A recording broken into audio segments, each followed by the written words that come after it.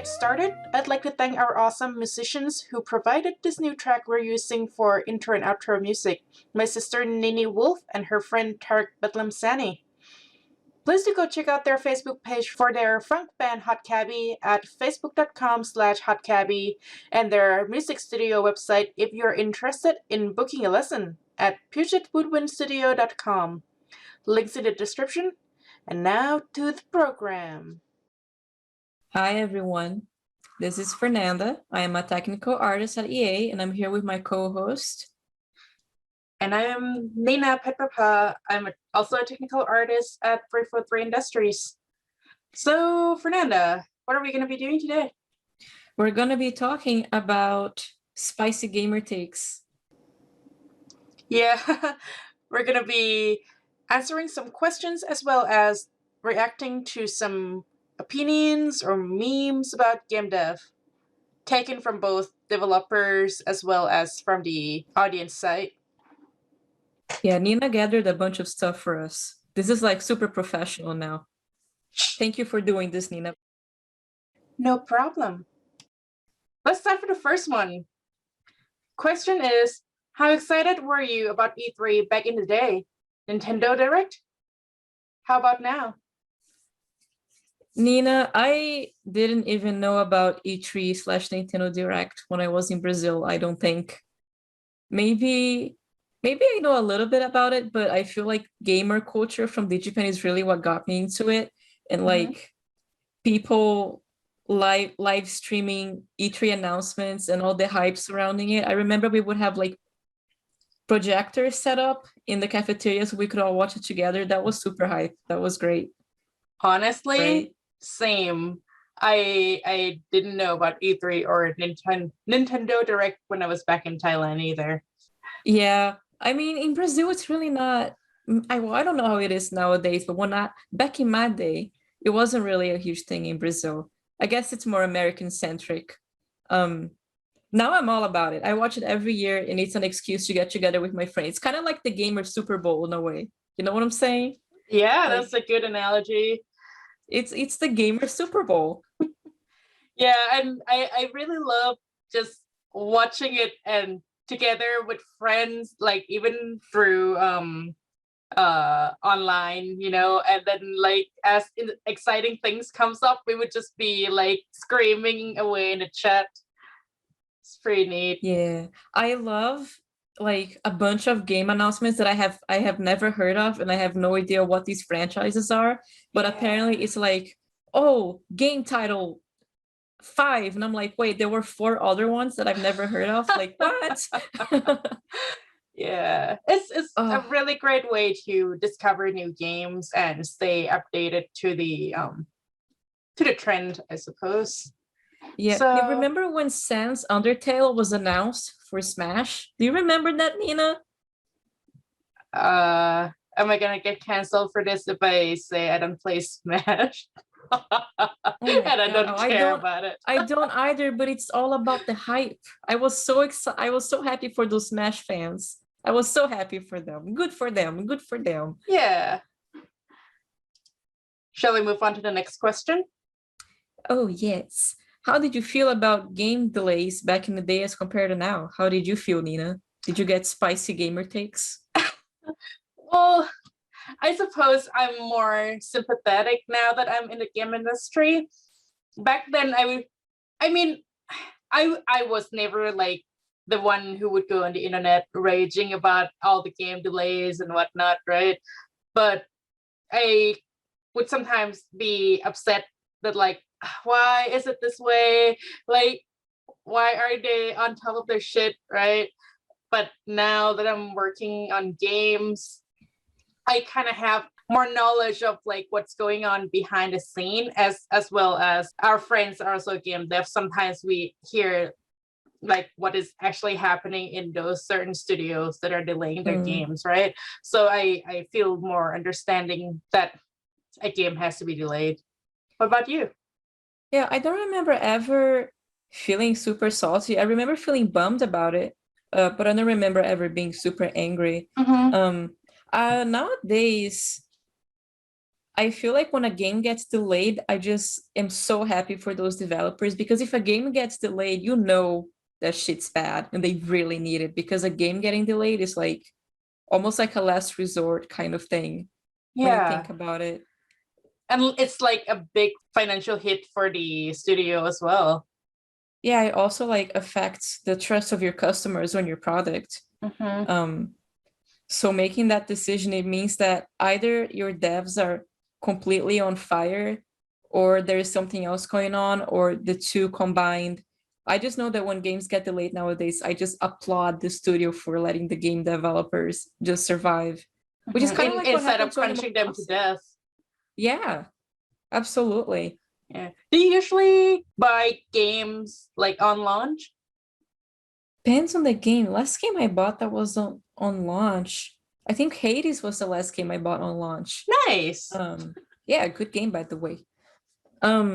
Usually I just either watch gameplays because I don't have any time.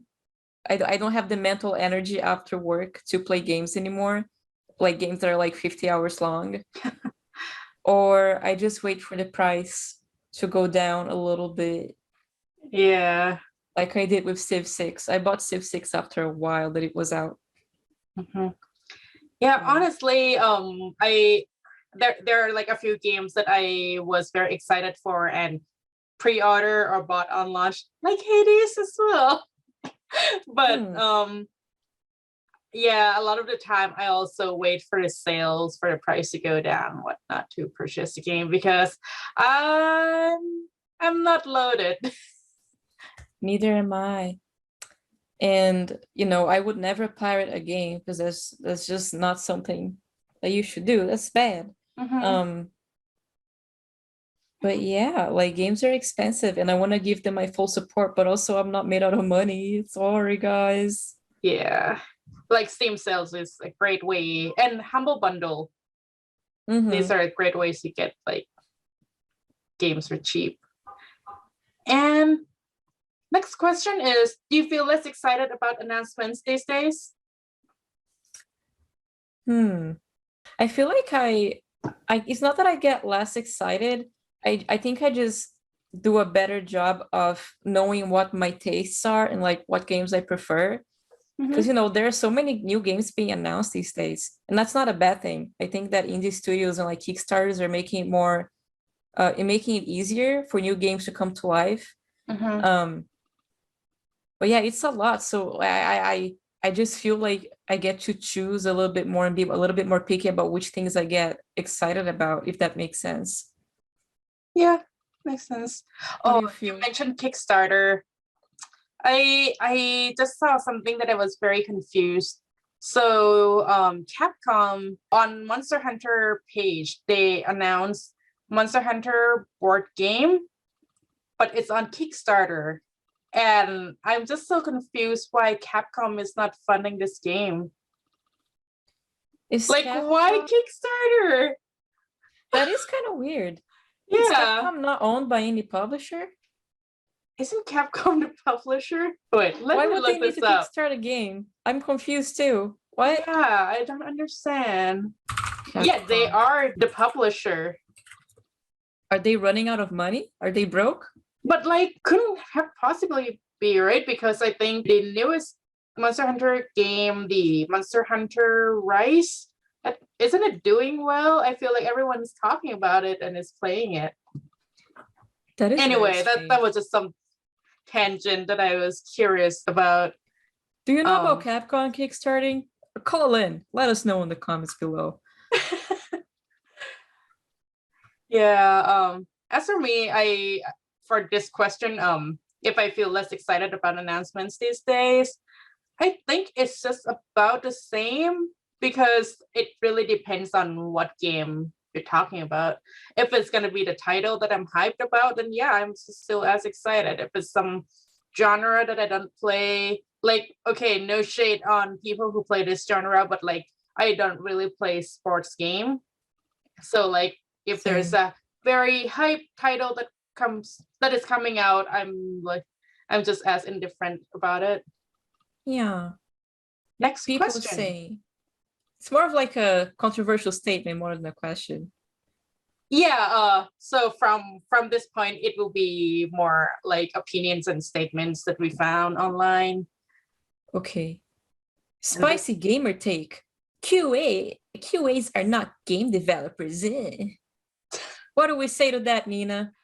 They are a very crucial part of the team. Without QAs, games can't possibly be shipped and playable. So yes, QAs are game developers.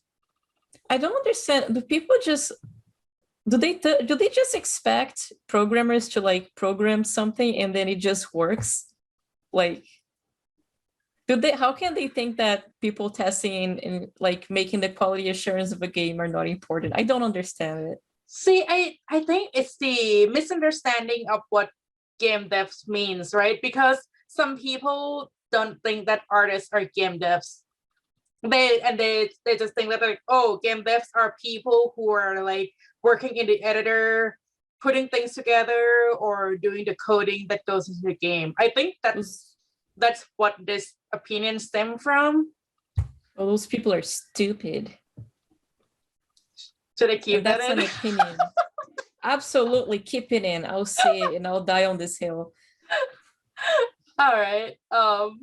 Especially toward the end of the game development, right?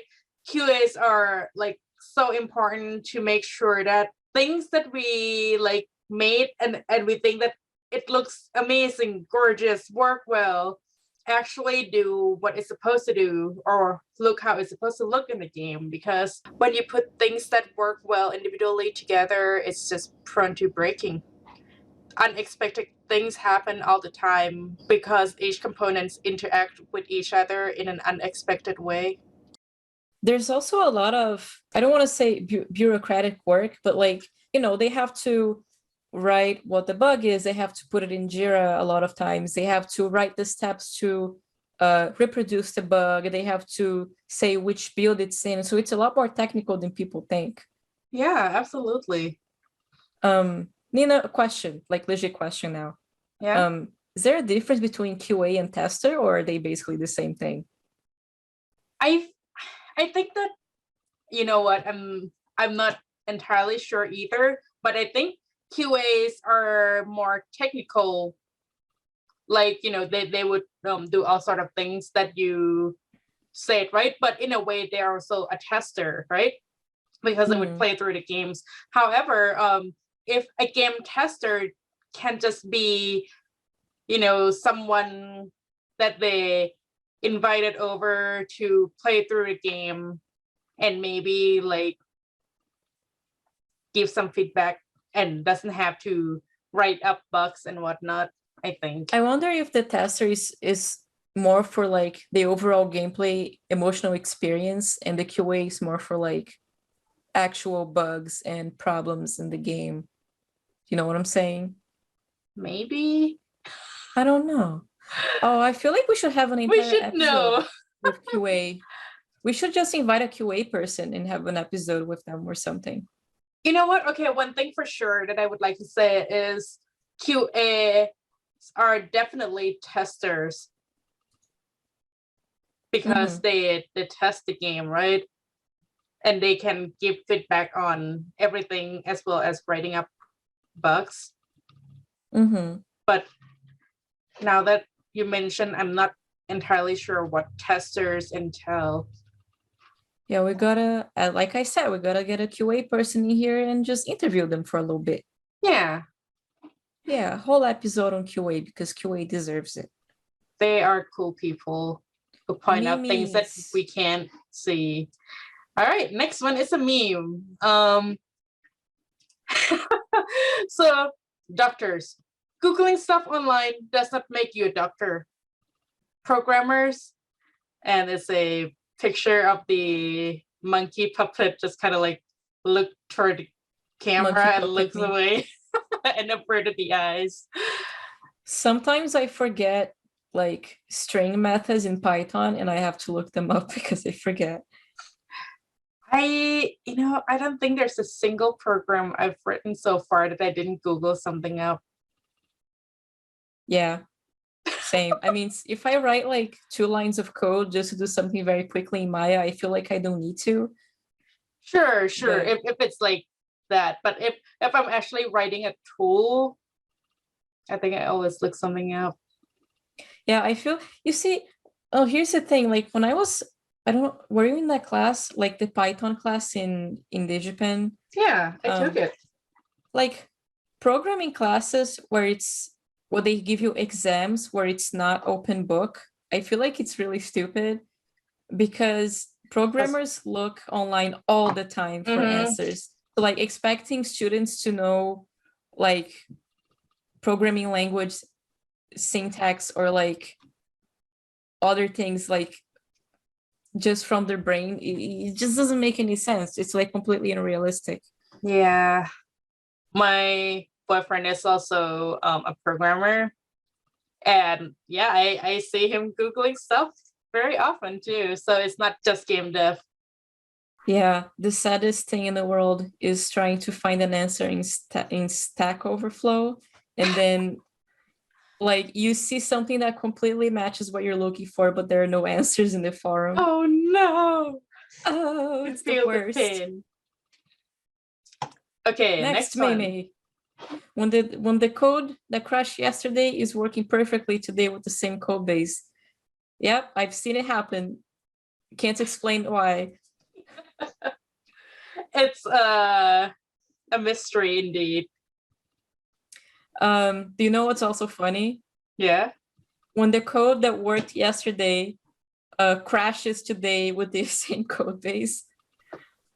That's also sad. Yeah.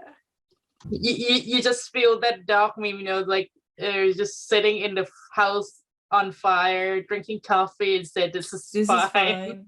Except this is not really fine. Yeah. Anyway. Oh, next spicy take. The take says you shouldn't be working on a game franchise, quote unquote, if you don't even like the game. Wow. What about that spicy take, Nina? Tell me about it. So, okay. This is an unrealistic expectation toward game dev.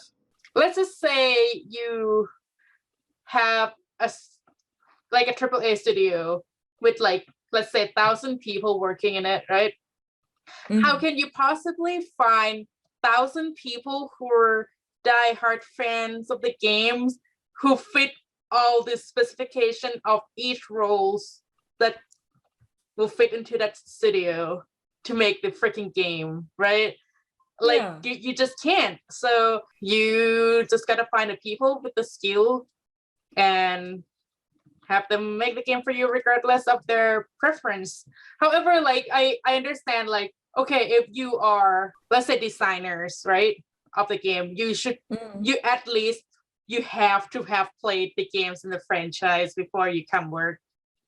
Yeah, because you have to understand the experience. You need to understand how the feel of the games are supposed to be, and designing philosophy, is that the word? I think so. Yeah, how know the feels of the game basically.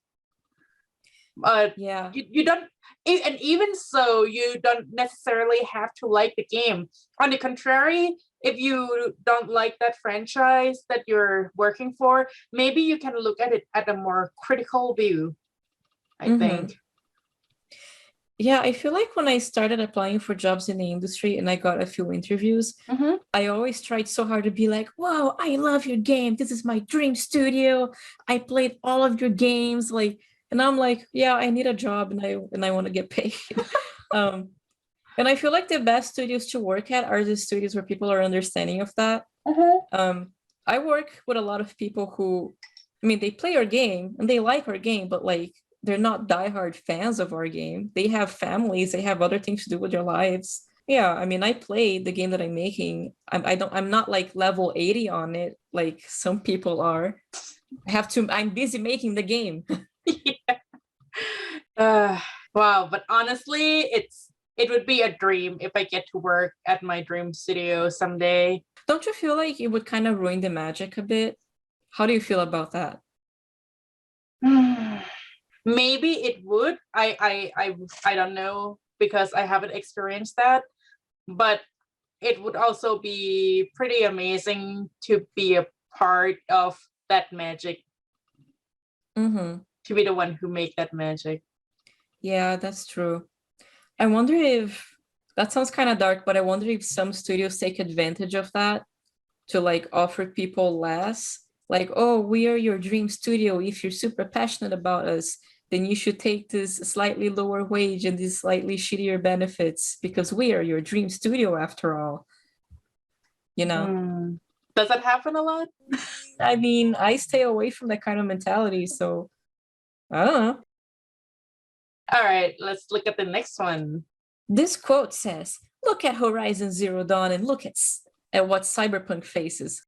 I can't accept Cyberpunk falling short of what is already attainable at the PS4 level from a game that is 3 years old. I probably don't know what goes into it. Actually, I don't know. But I would figure this company would at least try to understand what makes things more realistic." Sorry, the fact that the person says, yeah, I probably don't know what goes into it. Actually, I don't know what goes into it. That's just really funny to me. I agree with this quote. They don't know what they're talking about. Damn, that's gold. I have complicated feelings about. Sorry, this quote is just too funny to me to make any comments. Like, I mean, I kind of understand where they're coming from. Yeah. But the fact that they're admitting that they don't know what they're talking about and then continuing to try to make an opinion or statement is really funny. So, okay. Let's side with this person for a bit first. I kind of sympathize with them if they, purchase that game for PS4, right? Expecting all the AAA quality, looking at all the teasers that came out and was very hyped about it, right? Only to be met with lower visual quality, right? Like I could understand, like, oh, if I pay $60 and with so much hype all those months and only to be met with what the game looked like, right? However, can this be an excuse? Because like I do sympathize about the project that has to cover so many platforms all at once, and it's not an easy task. Like I'm actually dealing with that right now with Halo Infinite shipping on multiple platforms, and like it's an intensive work to try to make things look good on every platform. Yeah, on multiple devices. We have that with Galaxy of Heroes too. It's challenging. Yeah, because like specs for different mobile devices, and also some people play specs. Galaxy of Heroes, they play it on their iPad, and then we have to account for that. And I'm like, why are you playing it on your iPad? But like, what do you mean? Yeah, like a lot of people play game on iPad because it's a big screen. I don't know. It's just I don't know. It's just weird. It's just weird to me. Like, although having to accommodate the UI with that is probably a nightmare, I think. It is. This is an interesting one, right? Because nowadays a lot of people pre-order games, so they're pre-ordering based on what's being marketed to them. So I can understand the feeling of the product not living up to your expectation and you already pre-order. But I guess in Cyberpunk's case, they did offer refunds, right? From my memory. I just feel for the devs, like in any situation, because a lot of this is completely out of the developer's control, and they're the ones kind of getting most of the heat. And like it's also not them that chose to ship on multiple platforms. Like I bet if it was up to the devs, they would probably say like, oh yes, we're only shipping at the highest spec PC and the latest generation of console, With Horizon Zero Dawn and Cyberpunk, they're also like a big difference in the setting of the game. For Horizon, if I remember the game correctly, it was just mostly in the nature space, right? But like not really any buildings at all, and very few characters or enemies, right? But in Cyberpunk, you're in this dense city, and there's supposed to be like tons of people, tons of crowds, lights everywhere, right? So it's Yeah, also Horizon had a much. lot of characters, but I think that not to the same degree of Cyberpunk where they're all kind of moving around and doing their own thing, you know? Yeah. So like in Cyberpunk, I didn't actually play it on lower spec myself, but I heard that in lower spec consoles they would decrease the amount of people walking around, and on top of downscaling the resolution of the texture and the models. Yeah, which makes perfect sense. If you're Yeah. doing it on a device or platform that has less power. I also don't think it's fair to have the same expectation, but I understand if you bought it from the hype and the expectation that you had from seeing the teasers, right? Yeah. I guess the way I feel about it is it's okay to be sad and angry, but don't be sad and angry at the devs. Because most likely they're not the one making that decision. Most likely they agree with you, to be honest. Not from real life experience or anything. Yeah. Okay, next statement. A game dev is, in parentheses, an ethnicity, but they didn't even do a good job representing that ethnicity in their game. What do you think, So, Fernanda? I guess if I were to replace this with my situation would be Fernanda is Brazilian, but they didn't even do a good job representing Brazilian in their game, Brazilians in their game. I never got the chance to represent a Brazilian in my game. Why is that, Fernanda? Aren't you a Brazilian? You're supposed to represent the Brazilians. I tried to get a Brazilian in Crucible, and it was something. Oh, I'm not sure if I should talk about this. No, I will talk about this. Fuck it. There were plans. We were planning a bunch of characters, but it never got to happen because Crucible got canceled. So who knows if it was gonna happen or not. I see. It's hard to talk about this quote without context because is this person from the ethnicity that they're criticizing?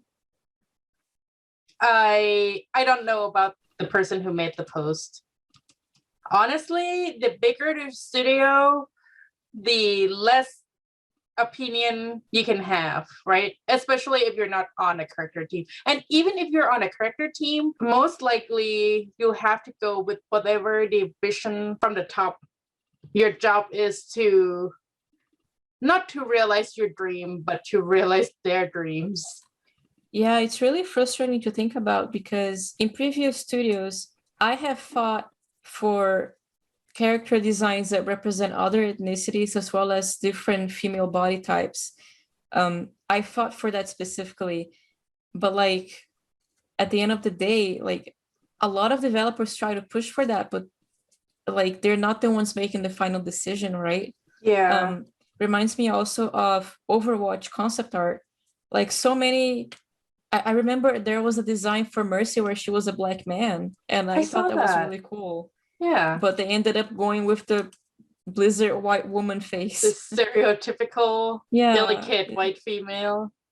There are people trying to advocate for that, but if you're not giving those opinions a platform, then what are you gonna do? Minorities are not in a position of power yet in game development. We're just worker bees, I believe. It's just very hard. Sometimes people don't understand that most game devs in the studio are just a small cog in the large machine called game studio, right? Yeah. And at the end of the day, we're all just trying to get paid. Yeah. Not that we didn't try. Yeah, I guess I agree with the sentiment of wanting better representation. That's something that most developers, I think, would sympathize. It's just there are obstacles in our way for that. Yeah. And I feel like in these past few years, games have been doing much better about being inclusive. I'm not going to say whether it's a job well done or not, but there were obvious efforts that are showing in different games, I think. Yeah, I mean, compared to when I was a child, just the fact that I know one Brazilian character from one game I'm talking about Lucio from Overwatch. Like, that's so mind-blowing to me. And most Brazilians, it's like, wow, there is a Brazil. People know that people from Brazil exist now. Whoa, That's awesome. incredible. I'm trying to think if there's a Thai character. I can't think of Oh, one. rip. Other than games from a Thai studio that is set in Thailand, like F in the something- chat for Thailand.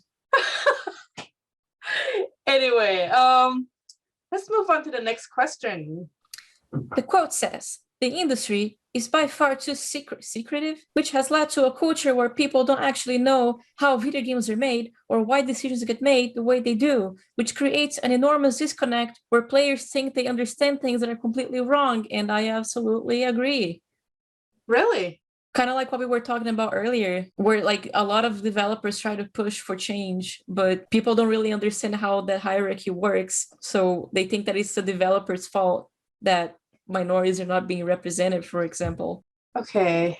When I first read this quote, I thought it meant as in like literally how video games are made, which I feel like there are just tons and tons of resource online. But if you're talking more about more organic stuff of game devs, then maybe. I don't know. My first thought after seeing this quote was that I disagreed because there are tutorials online, but maybe that's not what this meant. Well, I mean, there are tutorials on how to use Maya, how to use ZBrush or Blender, Yeah. but like how that fits into a studio environment is not something that you can learn outside of a studio environment. And I think at the end of the day, that's what dictates how the process of games being made is, right? And people don't really understand how the studio environment works, how marketing, how budget, how publishing works with the studio. So when things go wrong, they usually blame the developers because they don't understand how these things work together. That's how I see the quote, at least. I see. I mean, how could we be less secretive? Because there are NDAs. Yeah. And I guess maybe that's the culture that they're pointing at that like they don't like. Yeah, maybe they are talking about NDAs. But I also understand that NDAs need to exist. Like how could a studio still generate hype if they can't control what is being released? I feel like NDAs are useful when you're trying to protect content like you're saying. But I don't know if it would be too bad to talk about like how a studio environment works. Yeah, it's just hard to talk about it because like if you're a developer, you don't want to like invoke the wrath of studio leadership upon you. Like, what if you say something that you're not happy about? Which sometimes we have to face in this podcast when we talk about things. We have to cut things out because we don't know if we're gonna get in trouble or not. It's just difficult, and there are no unions to protect us. Yeah. I honestly don't know what could be done to make this better. Well, we do have our podcast where we kind of talk about things. But it is still like we can't talk about everything, even like technologies that goes into games. I mean, sure, like usually years after a game is published, usually there would be like, for example, a GDC talk that goes over how a technology in a game is done, right? I kind of understand that a company invested in developing this technology. They don't want to just give it away freely so soon. Yeah, it's also just difficult to explain or to have people understand how a studio environment works without having them inside that studio environment themselves. Yeah. But I feel like that also goes with any occupation, honestly. Just that maybe people don't care how a secretary day-to-day life is as much as game dev because it's like entertainment, Yeah, that's true. Like it's exactly what you said. Like it's the same for every profession, but I feel like when it comes to video games, people just feel a lot more liberty to just shit on us. And other entertainment industries as well, like music, movies, right? Yeah, everyone thinks they're an expert when it comes to entertainment. Yeah. I don't have much more to say about that, do you? Nah. Okay. Let's move on. Next one. All games should be accessible and also have an easy mode. Oh, Nina, I agree. I As think all a games should be shit accessible. player, I kind of agree as well. I am so bad playing games. Oh, And not a real gamer. No, I'm not a real Oh, gamer. no.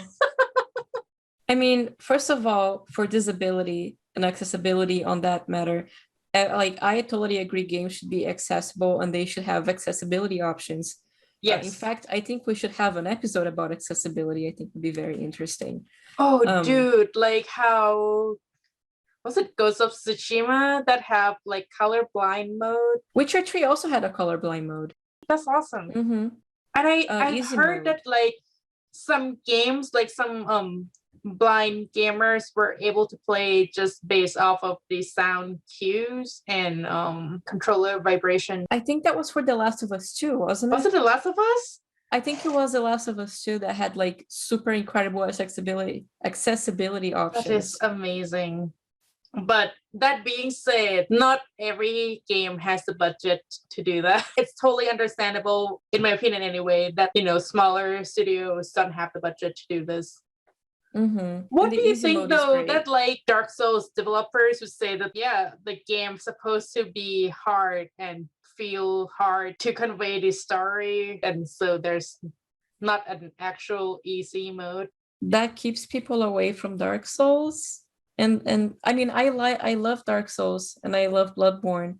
Mm-hmm. But like I am an adult person and I have bills to pay and I work 8 hours a day. And at the end of the day, I want to play a game that's easy so I can not be stressed. Like I don't want to be stressed because of a game. Like I also don't have like 50 or 60, 80 hours to spend on a game. Like, yeah. I just want to have fun, you guys. And like experience the story. I feel like I can feel just as immersive and still feel just as intense and immersive in the story. Well, that also depends on if the story is actually good, but that's another story. Yeah, so I agree. Let's keep it to the memes. So the last one. For people who are only listening to this is a meme that says, what gamers think game dev is like? And there's a big red button that says fix video games. That's number 1. I am looking away. Dev number 2. I do not see. I do not see it. I can't believe that someone stole this meme that I made. I'm not making this up. I like remember opening up Paint and making this game or making this meme. Like, and I can't believe I just happened to find it somewhere else. That's hilarious. I posted on my Facebook. Maybe I posted it on Twitter and then someone stole it from my Twitter. It's possible. I didn't find this from your Facebook, unfortunately. Wow.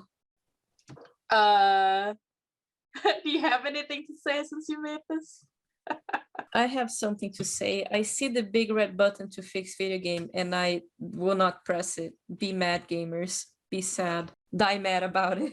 Okay, on the serious side though, sometimes, there are different priorities. It's not like we're just chilling all day at work, not doing anything, right? But like sometimes other more pressing matters have to be addressed first. Yeah, there are lots of things outside a developer's control. And I think that's why a lot of people end up doing indie development after they've been in the industry for so long. They just kind of want to do their own thing. So they have more control about what they want to do, right?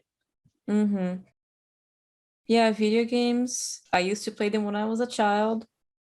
I still like video games. I just don't play them as much because I'm an adult and I have bills to pay now. But I still like games. Still like them. What about you, Nina? Do you like games? Of course. And I still play game every single day, even if it's just like a not stupid, I'm sorry. It's just like, small mobile games that I go in and tap a bit every day. You did not just say stupid. You were gonna say stupid mobile game to me, your friend who works on a mobile game. You did not just. Yeah, but I mean, like, I play like dress up games. Wow, you think that Barbie dress up games don't take as much development effort? It is great, and that's why I'm still playing it, and I've paid maybe too much money for it. Damn. Yeah, I just gotta get all those 2D clothing for my character. Nice, those 2D sprites. Yep. Wonderful. Anyway, I think that pretty much wraps up all the opinion and question pieces we have in this episode. Yeah, thank you for listening. Like and subscribe and ring the bell. Follow us on Spotify and everything else. Thanks for listening.